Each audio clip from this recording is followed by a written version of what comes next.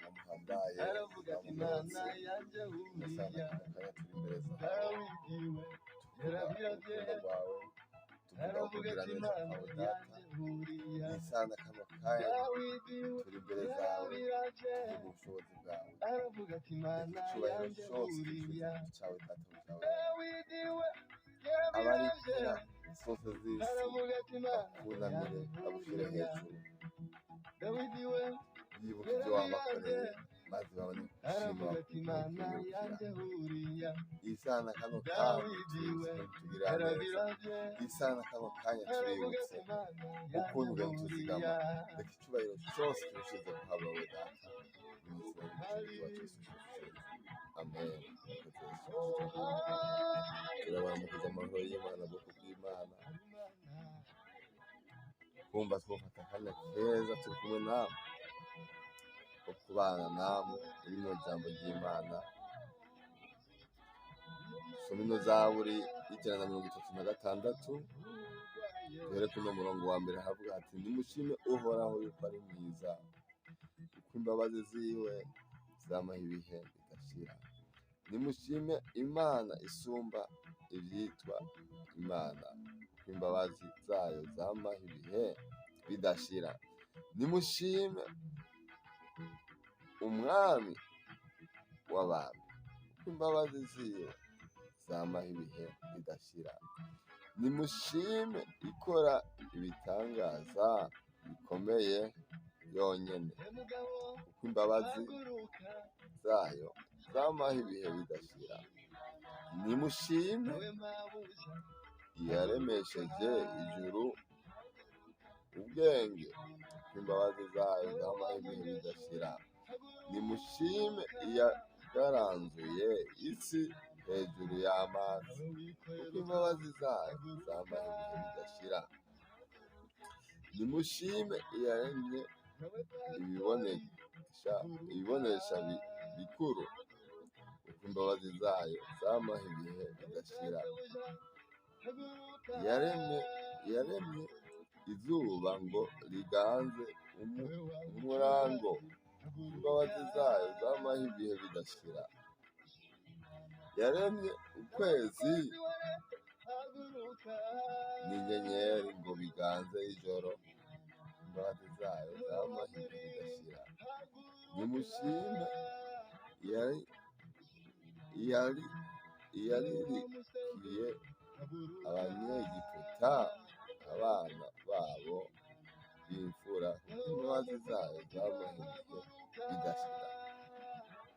N'amajambo yo gushima Imana numva twufata akanya keza ko gushima Imana aho uri hose uvuga ati ndagushima Mana ndagukengurukira imbabazi zawe zamaho ibihe bidashira. Hari Imana igenda tuzigama, hari Imana igenda tuzitirira, aho byinshi bigenda bikurondera ariko Imana ikabikurenganya. Imbabazi zayo zamaho ibihe bidashira. Uko wakoze bihimbara nuko imbabazi zayo zamaho ibihe bidashira.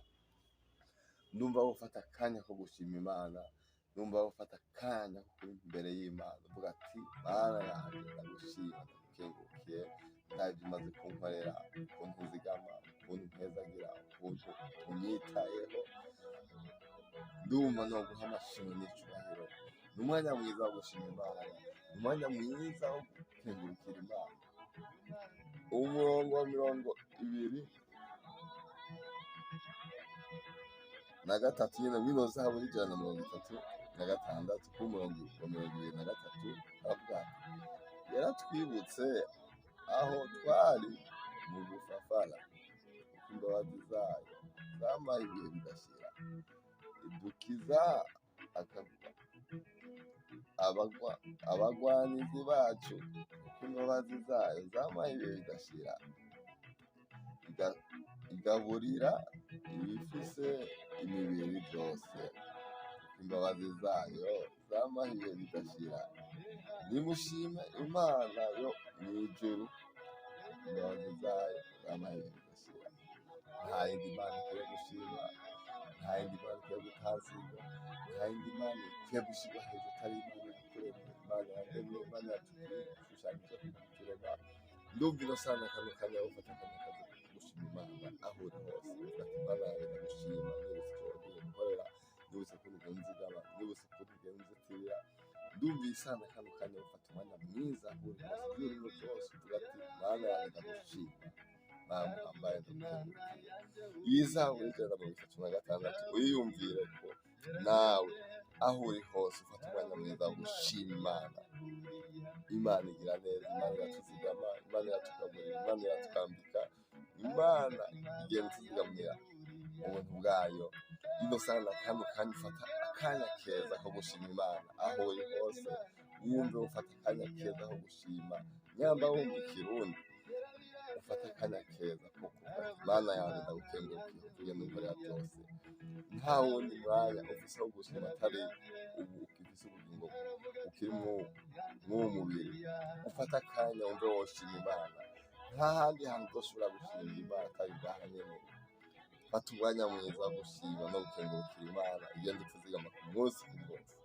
Ndumva ata kindi kintu na kimwe cokubuza gushima Imana. Ufata umwanya mwiza ushima Imana ivyo igenda ibikorera byose. Ndizera yuko uri kumwe nacu mu gushima Imana. Imana ikora ibitangaza, Imana iratuzigama, Imana iratuvura, Imana iratugaburira. N'akanya keza aho uri hose kuvuga ati Mana yanjye ndagukengurukiye, wamuhambaye ndagushimiye igenda unkorera byose. Nimushime Uhoraho yuko ari mwiza, kuko imbabazi ziwe zamaho ibihe bidashira. Nimushime Imana isumba ivyitwa Imana, kuko imbabazi zayo zamaho ibihe bidashira. Nimushime Uhoraho, nimushime Umwami w'abami, kuko imbabazi ziwe zamaho ibihe bidashira. Nimushime ikora ibitangaza bikomeye byonyene, kuko imbabazi zayo zamaho ibihe bidashira. Nimushime iyaremesheje ijuru ubwenge, kuko imbabazi zayo zamaho ibihe bidashira. Ndumva atamwe yobura gufata akanya keza ko gushima Imana aho uri hose, aho uri ivyo urimo byose. Ndumva ataco kubuza gufata umwanya mwiza wo gushima Imana ivyo urimo byose. Ndumva aho birengera ukavuga ati Mana ndagushima ndagukengurukiye. Ufata akanya keza wiyumvire ko Imana igukunda, wiyumvire ko Imana igenda igukorera, ubone gufata umwanya mwiza wo gushima Imana. Ndumva wofatanya nacu muri kano kanya keza ko gushima Imana. Nta wundi mwanya ukwiye gufata. Wewe Imana yakugiriye neza ikakongera ubuzima, ikakongera uno mwanya. Isana kano kanya fata umwanya mwiza wo gushima Imana, uvuga ati Mana yanjye ndagukengurukiye kuko umaze kunkorera, ndagushimiye ko ntiwanzigamye, ndagushimiye ko ari we nkiriho ku bwawe. Nta kindi cokubuza gushima Imana. Isana kano kanya amajambo somye n'amajambo adufasha mu buryo bwo gushima ibyo turimo byose.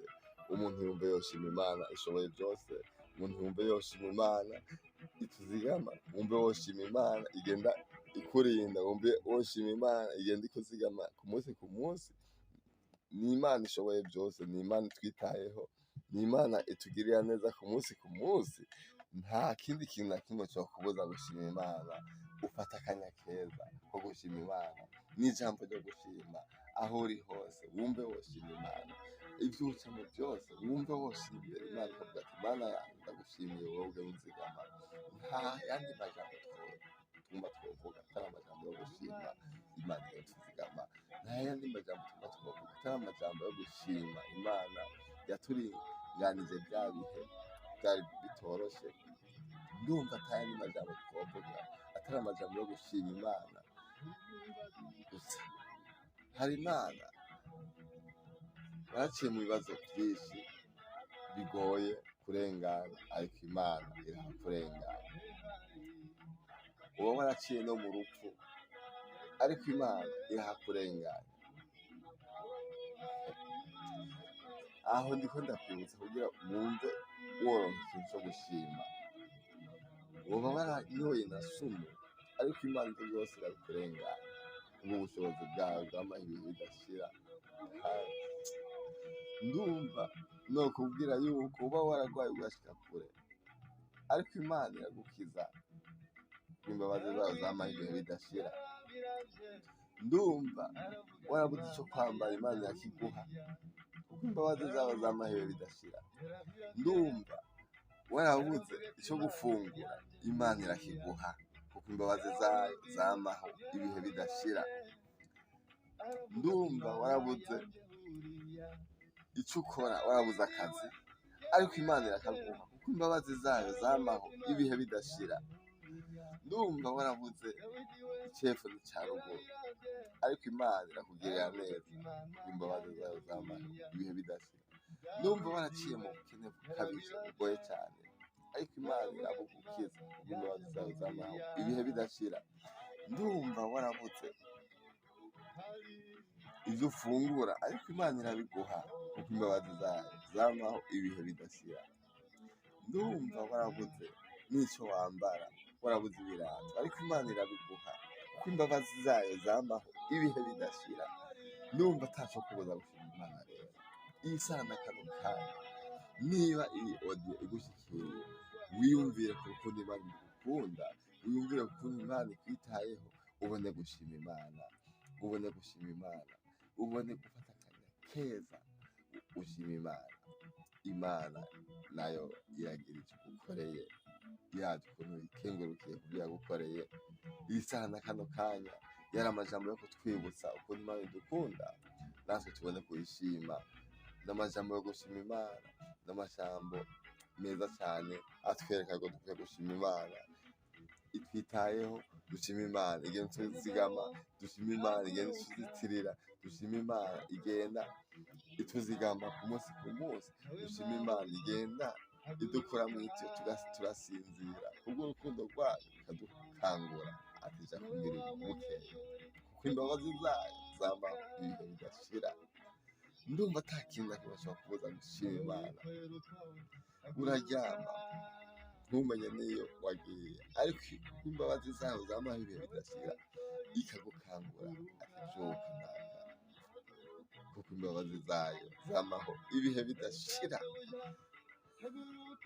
Ndumva ata kintu na kimwe gishobora kubuza gushima Imana. Ni umwanya wo gushima Imana, ni umwanya wo kuvuga ubukuru bw'Imana, ni umwanya wo gushyira hejuru izina ryayo izina ry'Imana.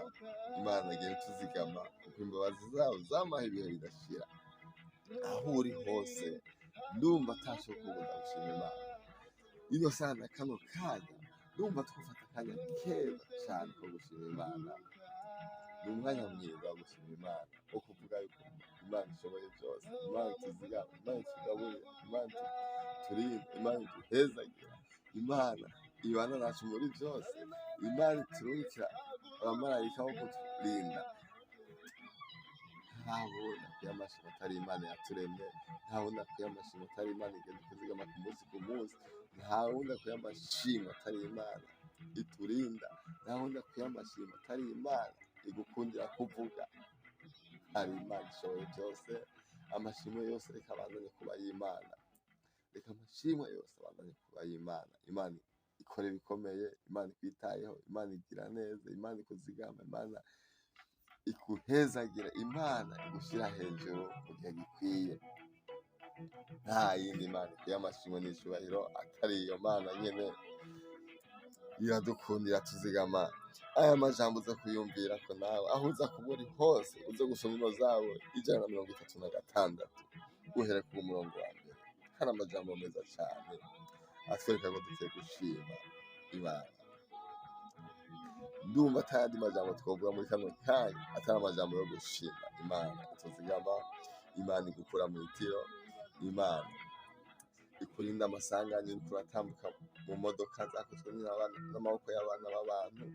Imana ikurinda uri mu modoka uriko uragenda, ari uriko urayinyonga ntugira ayandi masanganya. Imana ikurinda uryamye ntihagire akantu na kamwe kaja mu kanwa. Hari Imana ikwiye amashimwe n'icyubahiro, hari Imana ikwiye guhimbazwa, hari Imana ikwiye gutazirwa. Ino saha na kano kanya wumva aho uri hose ufata umwanya mwiza wo gushima Imana, n'umwanya mwiza wo gushima Imana, wo gukengurukira Imana igenda idukora ibitangaza ku munsi ku munsi. ndumva ata kintu na kimwe cyo kuza gushima Imana. Ufata umwanya mwiza wiyumvire ku bukuru bw'Imana, wiyumvire ku rukundo Imana igukunda, wiyumvire ku Imana igenda ikuzigama ku munsi ku munsi, maze ubone gushima Imana isana kano kanya n'amajambo meza atukangurira gushima Imana, n'amajambo meza twereka yuko dukwiye gushima Imana idukorera ibikomeye, idukorera ibikomeye. Imana igenda ituzigama, Imana igenda itugaburira, Imana igenda idukorera ibitangaza ku munsi ku munsi, Imana igenda iturinda. Niyo Mana ikwiye amashimwe n'icubahiro. Reka tuhasubiremo aho tuzoba turangije. Zaburi 136 uhereye kuno murongo wa mbere. Nimushime Uhoraho yuko ari mwiza, kuko imbabazi ziwe zamaho ibihe bidashira. Nimushime Imana isumba ibyitwa Imana, kuko imbabazi zayo zamaho ibihe bidashira. Nimushime Umwami w'abantu, kuko imbabazi ziwe zamaho ibihe bidashira. Nimushime ikora ibitangaza bikomeye yonyine, kuko imbabazi zayo zamaho ibihe bidashira. Nimushime iyaremesheje ijuru ubwenge, kuko imbabazi zayo zamaho ibihe bidashira. Nimushime iyagaranzuye hejuru y'amazi, iyagaranzuye isi hejuru y'amazi, kuko imbabazi zayo zamaho ibihe bidashira.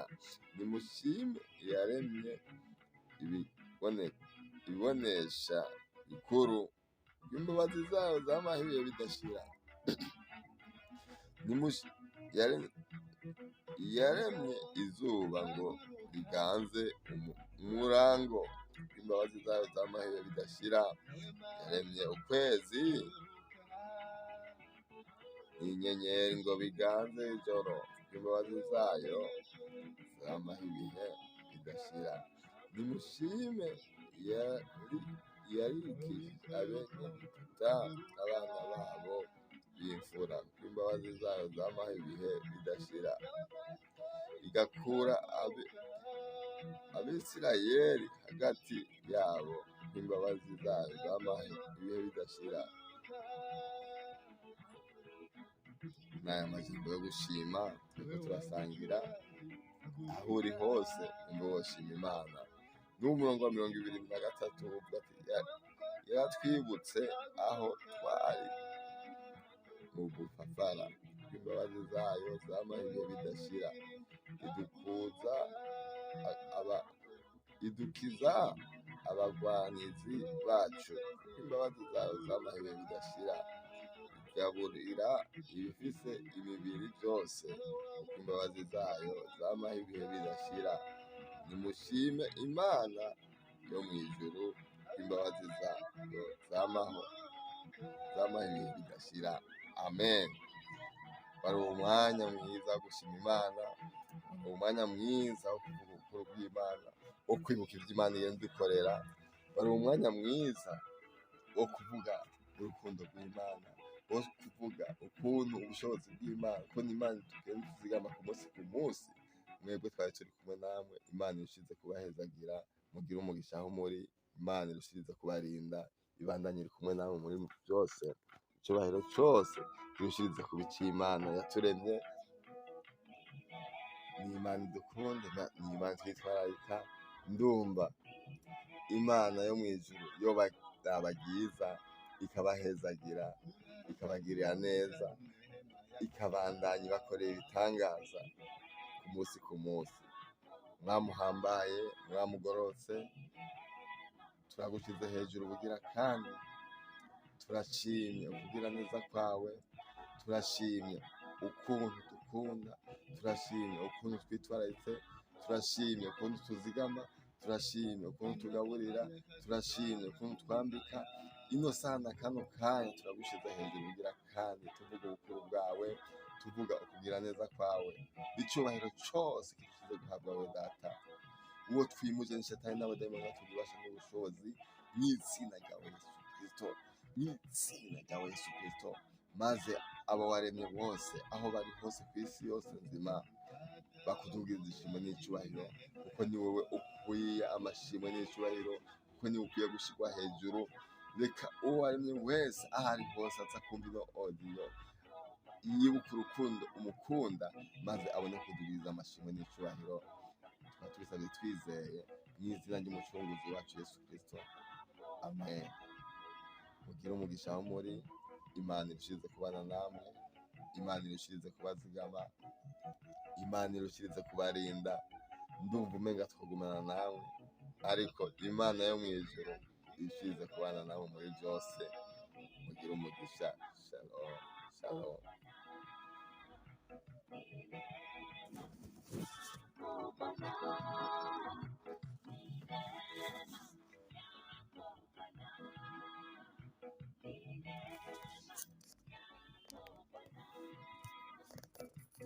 Wino wako Baba wanitoa